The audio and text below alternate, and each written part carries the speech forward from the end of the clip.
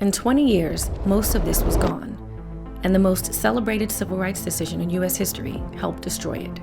The Preparatory High School for Colored Youth opened in 1870, the first public high school for Black students in the United States. By the time it was renamed Dunbar, it was already something the country had decided couldn't exist. Anna Julia Cooper had a doctorate from the Sorbonne. She taught Latin. Carter G. Woodson had a doctorate from Harvard, only the second Black American to earn one. He taught high school before he invented Black History Month. The most credentialed Black minds in the country built something inside that school that outperformed the people who had locked them in there. 2/3 of every graduating class went to college, including the Ivy League, at a time when barely a third of white students nationally could say the same. Parents moved to Washington so their children could attend this school.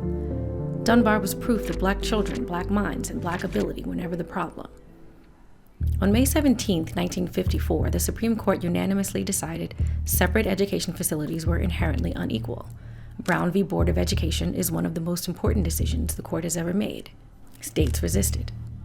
A year later, in Brown 2, the court instructed unwilling states to integrate with all deliberate speed. No timeline, no enforcement mechanism, no details about which buildings close, which teachers stay, which children move where, just figure it out. And the people in charge of figuring it out were the same school boards behind segregated schools in the first place. 101 members of Congress signed what became known as the Southern Manifesto, denouncing the decision as an abuse of judicial power.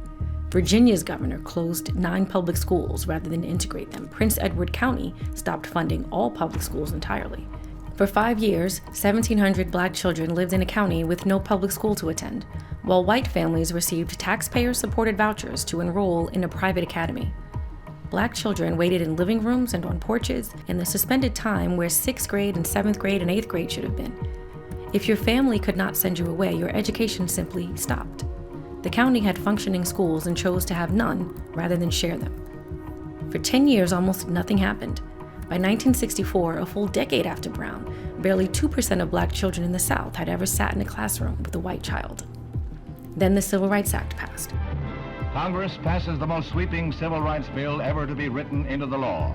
This Civil Rights Act is a challenge to all of us to go to work in our communities and our states, in our homes and in our hearts, to eliminate the last vestiges of injustice. And Title VI gave the federal government something the court never had, a lever. Integrate or lose your funding. But the text said nothing about the teachers whose jobs would evaporate in the process. It said nothing about protecting Black principals, nothing about preserving Black institutions as centers of authority, nothing about what would happen when 2 systems were compressed into one. The law created pressure without designing a landing. Washington, D.C. moved more quickly than many Southern districts. In Bowling v. Sharp, the companion case to Brown, segregation in the district schools were struck down, and by September 1954, classrooms were officially integrated. The political compromise that made that speed possible was the adoption of neighborhood school assignments. Dunbar had drawn the most academically talented Black students from every corner of the city. Now it could only accept students from the blocks around it. The teachers who had made the school what it was began to leave and retire. The new hires did not hold doctorates from the Sorbonne. The students who once traveled across the city to sit in its classrooms no longer could. Within a generation, the metrics that had once embarrassed white schools now appeared to confirm every lie segregation had told. Graduation rates declined, proficiency scores dropped, and the narrative shifted from excellence to deficiency. Before Brown, there were 82,000 Black teachers in the United States. More than 38,000 Black teachers and principals were fired, demoted, or forced out between 1954 and the mid-1970s. Some scholars, including Leslie Fenwick, placed the number closer to 100,000, making it the largest purge of educator talent in the history of U.S. public schools. No state has ever recovered.